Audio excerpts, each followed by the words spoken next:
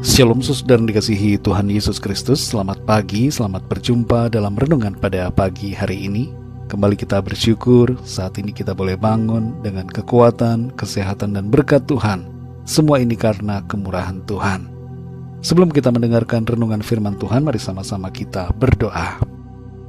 Bapa kami yang di surga, Bapa dalam nama Tuhan Yesus Kristus, Tuhan yang sungguh sangat baik, yang penuh kasih dan kuasa. Kami bersyukur pagi ini kembali kami boleh bangun.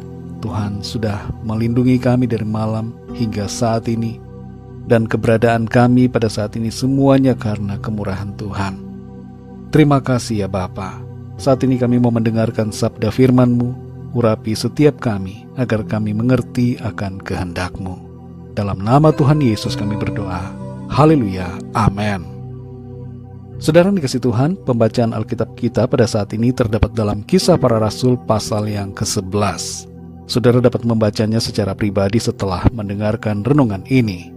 Saya akan membaca Kisah Para Rasul 11 ayat 19-21. Tertulis demikian. Sementara itu banyak saudara-saudara telah tersebar karena penganiayaan yang timbul sesudah Stefanus dihukum mati. Mereka tersebar sampai ke Fenisia, Siprus dan Antiokhia. Namun mereka memberitakan Injil kepada orang Yahudi saja. Akan tetapi di antara mereka ada beberapa orang Siprus dan orang Kirene yang tiba di Antiokhia dan berkata-kata juga kepada orang-orang Yunani dan memberitakan Injil bahwa Yesus adalah Tuhan. Dan tangan Tuhan menyertai mereka dan sejumlah besar orang menjadi percaya dan berbalik kepada Tuhan. Saudara dikasih Tuhan, ketika Tuhan izinkan ada penderitaan dalam hidup kita, maka itu dimaksudkan untuk menjadikan kita lebih kuat dan menjadi berkat bagi sesama kita. Hidup dalam Tuhan bukan berarti tidak ada tantangan atau masalah, tapi hidup dalam Tuhan berarti kita tetap kuat sekalipun ada masalah dan persoalan. Dalam Kisah Para Rasul 11 ayat 19-21 ini, kita membaca bagaimana orang-orang yang percaya harus tersebar sampai ke wilayah Fenisia, Siprus dan Antiokhia. Dari Yerusalem, mereka berpindah sampai ke wilayah yang terjauh yang disebutkan di sini, yaitu Antiokhia, yang terletak di wilayah Turki sekarang ini. Mereka mengalami penderitaan karena iman mereka kepada Tuhan. Tapi yang luar biasanya, iman mereka tidak gugur. Padahal pada waktu itu saudara, mereka adalah golongan yang sangat minoritas. Dan tantangan dalam pemberitaan Injil begitu besar. Namun kegigihan dan ketekunan mereka sangat mengagumkan. Roh Kuduslah yang memberikan mereka kekuatan, sehingga mereka tetap bertahan dan bertekun dalam iman. Dan mereka taat menuruti tuntunan Tuhan. Pelayanan mereka membuahkan hasil jiwa-jiwa yang menjadi percaya kepada Tuhan. Dan ini disebabkan karena tangan Tuhan menyertai mereka. Saudara yang dikasihi Tuhan, penderitaan orang-orang percaya pada zaman itu tidaklah kecil, saudara. Sebenarnya kalau mereka memilih tidak percaya kepada Tuhan Yesus, maka dengan mudah mereka akan mendapatkan kelonggaran dan tidak mengalami ancaman. Kehidupan dapat mereka jalani dengan nyaman tanpa gangguan. Namun mereka memilih untuk tetap setia, beriman kepada Tuhan. Mereka tidak berhenti, tidak berdiam dan tidak mengeluh.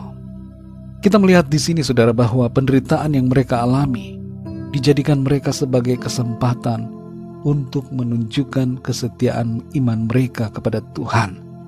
Selain itu saudara, penderitaan itu menjadi kesempatan untuk menjangkau jiwa-jiwa yang belum mengenal Tuhan.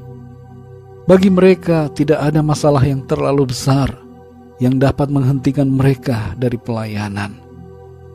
Saudara dikasihi Tuhan, pertanyaan buat kita renungkan, adakah saat ini kita sedang mengalami penderitaan? Apa penderitaan yang kita alami? Apa kesulitan yang kita sedang hadapi? Dan apakah penderitaan atau kesulitan itu menjadikan kita patah semangat dalam mengiring akan Tuhan?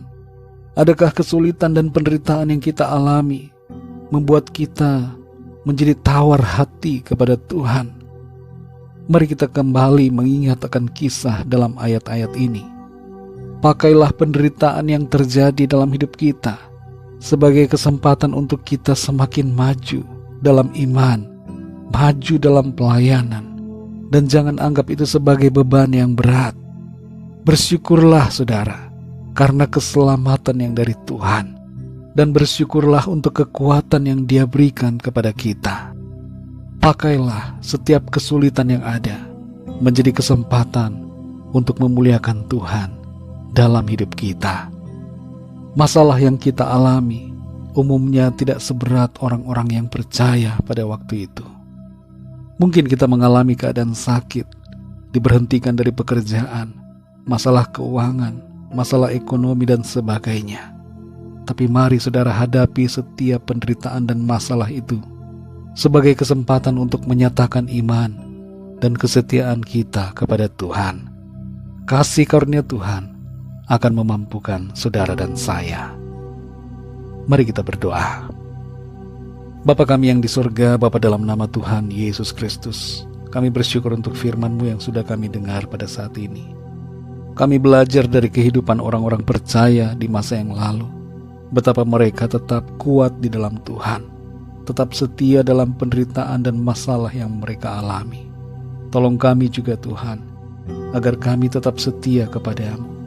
Penderitaan ataupun kesulitan yang terjadi dalam hidup kami mau pakai sebagai kesempatan untuk menyatakan kesetiaan dan kasih kami lebih lagi kepada Tuhan. Dan kami mau lebih lagi melayani Engkau, apapun persoalan dan tantangan yang ada. Terima kasih untuk firman-Mu, kuatkan kami terus untuk melangkah dalam kesetiaan dan totalitas kepada Tuhan. Berkati kami di sepanjang hari ini, dalam segala aktivitas kami. Biarlah dalam semuanya, nama Tuhan senantiasa kami muliakan.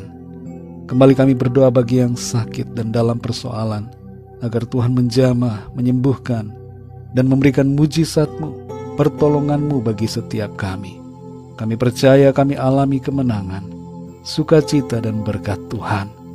Terima kasih Bapa, dalam nama-Mu Tuhan Yesus, nama yang kudus, nama di atas segala nama, Tuhan Yesus Kristus, kami sudah berdoa dan mengucap syukur. Haleluya. Mari sama-sama kita berdoa, doa Bapa kami. Bapa kami yang di sorga, dikuduskanlah nama-Mu, datanglah kerajaan-Mu, jadilah kehendak-Mu di bumi seperti di sorga. Berikanlah kami pada hari ini makanan kami yang secukupnya, dan ampunilah kami akan kesalahan kami, seperti kami pun mengampuni orang yang bersalah kepada kami. Dan janganlah membawa kami ke dalam pencobaan, tetapi lepaskanlah kami daripada yang jahat, karena Engkaulah yang punya kerajaan, dan kuasa dan kemuliaan, sampai selama-lamanya. Amin. Terimalah berkat Tuhan. Tuhan memberkati engkau dan melindungi engkau. Tuhan menyinari engkau dengan wajah-Nya dan memberikan kasih karunia. Tuhan menghadapkan wajah-Nya kepadamu dan memberikan damai sejahtera. Berkat anugerah dari Bapa Surgawi, cinta kasih karunia dari Tuhan Yesus Kristus, dalam persekutuan dan penghiburan Roh Kudus, menyertai kita semua, sekarang ini dan sampai selama-lamanya. Dalam berkat nama Tuhan Yesus Kristus. Haleluya. Amin. Puji Tuhan saudara yang dikasihi Tuhan, saya percaya firman Tuhan menjadi berkat dan kekuatan buat saudara semua. Dan Roh Kudus akan menolong saudara untuk lebih lagi memahami kebenaran firman Tuhan. Tuhan Yesus memberkati saudara semua. Sampai jumpa dalam renungan yang berikutnya. Haleluya.